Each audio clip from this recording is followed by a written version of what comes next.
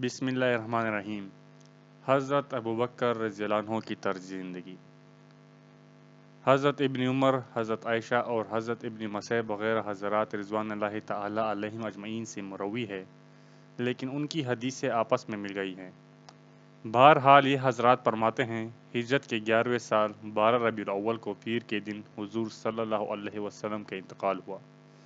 اسی دن لوگ حضرت ابوبکر صدیق رضی اللہ عنہ سے بیعت ہوئے۔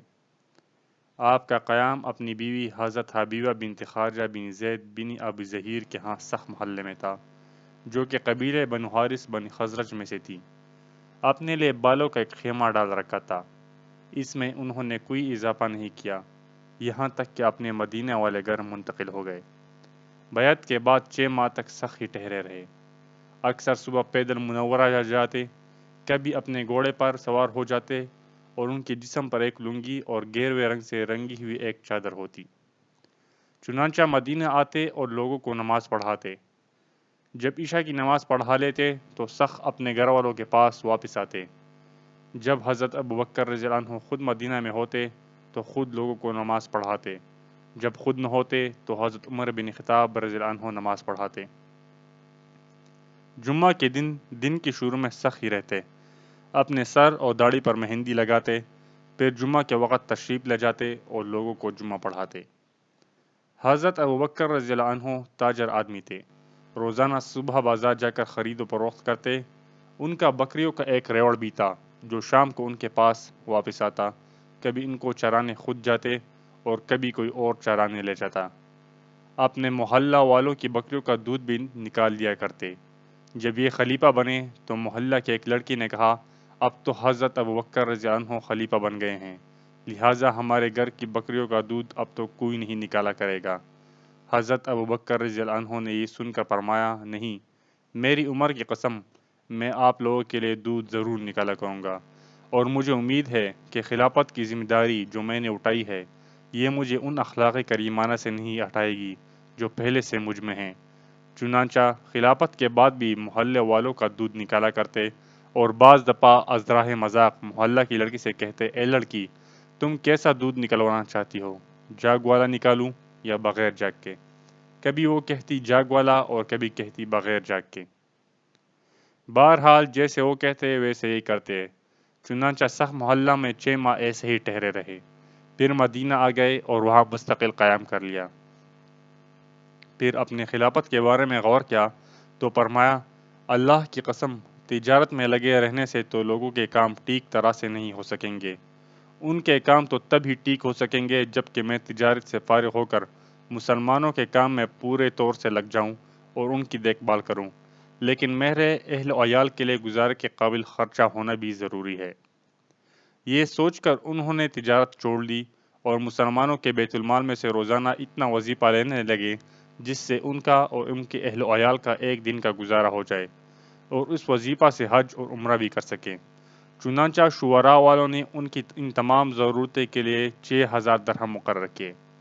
جب ان کے انتقال کا وقت قریب آیا تو فرمایا، ہمارے پاس مسلمانوں کے بیت المال میں سے جو کچھ بچا ہوا ہے وہ واپس کر دو، کیونکہ میں اس مال سے فائدہ اٹھانا نہیں چاہتا، اور میں مسلمانوں کا جتنا مال استعمال کر چکا ہوں اس کے بدلے میں نے اپنی فلاں علاقے والی زمین مسلمانوں کے بیت المال کو دے دی۔ چنانچہ ان کی وفات کے بعد وہ زمین اور ایک دودھ والی اونٹنی اور تلواروں کو تیز کرنے والا غلام اور ایک چادر جس کی قیمت 5 درہم تھی، حضرت عمر رضی اللہ عنہ کو یہ سب چیزیں دی گئیں۔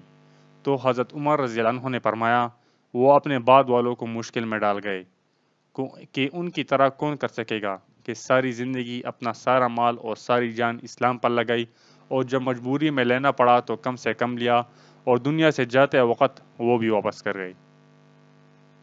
حضرت ابوبکر رضی اللہ عنہ نے 11 ہجری میں حضرت عمر بن خطاب رضی اللہ عنہ کو امیر حج بنا کر بھیجا، پھر رجب 12 ہجری میں خود عمرے کے لیے تشریف لے گئے۔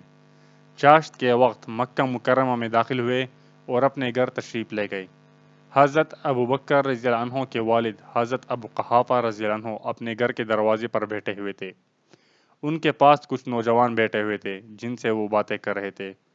کسی نے ان کو بتایا کہ یہ آپ کے بیٹے آ گئے ہیں، تو وہ کھڑے ہو گئے۔ لیکن حضرت ابوبکر رضی اللہ عنہ اونٹنی بٹھائے بغیر جلدی سے اونٹنی سے نیچے اتر گئے اور کہنے لگے، اے ابا جان، آپ کھڑے نہ ہوں۔ پھر ان سے مل کر ان سے چمٹ گئے اور ان کی پیشانی کا بوسہ لیا، اور بڑے میاں یعنی حضرت ابو قحافہ رضی اللہ عنہ حضرت ابوبکر رضی اللہ عنہ کے آنے کی خوشی میں رو پڑے۔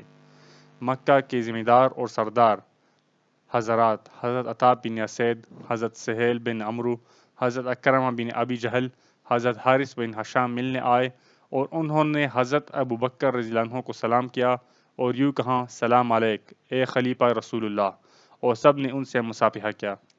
پھر جب انہوں نے حضور صلی اللہ علیہ وسلم کا تذکرہ شروع کیا تو حضرت ابوبکر رضی اللہ عنہ رونے لگے۔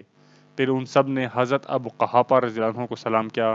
حضرت ابو قحافہ رضی اللہ عنہ نے حضرت ابوبکر رضی اللہ عنہ کا نام لے کر کہا، اے عتیق، یہ لوگ مکہ کے سردار ہیں، ان کے ساتھ حسن سلوک سے رہنا۔ حضرت ابوبکر رضی اللہ عنہ نے کہا، اے ابا جان، اللہ کی مدد سے ہی انسان نیکی کر سکتا ہے اور برائی سے بچ سکتا ہے، اور مجھ پر خلافت کے بہت بڑے کام کی ذمہ داری ڈال دی گئی ہے جسے ادا کرنے کے مجھ میں بالکل طاقت نہیں ہے۔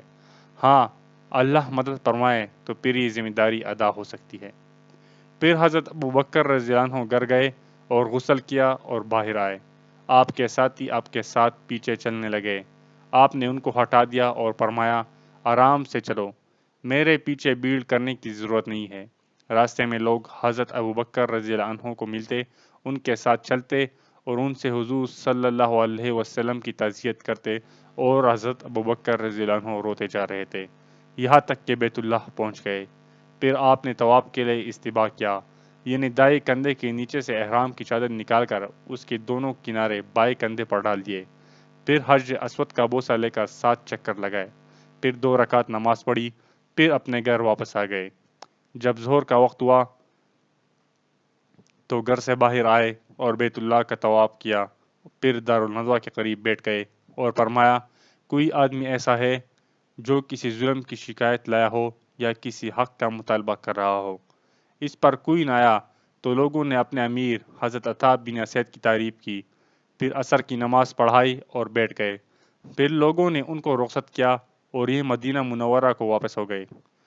12 ہجری میں لوگوں کے ساتھ حضرت ابوبکر رضی اللہ عنہ نے خود حج کیا اور صرف حج کا احرام باندھا جسے افراد کہا جاتا ہے، اور مدینہ میں حضرت عثمان بن عفان رضی اللہ عنہ کو اپنا نائب بنایا۔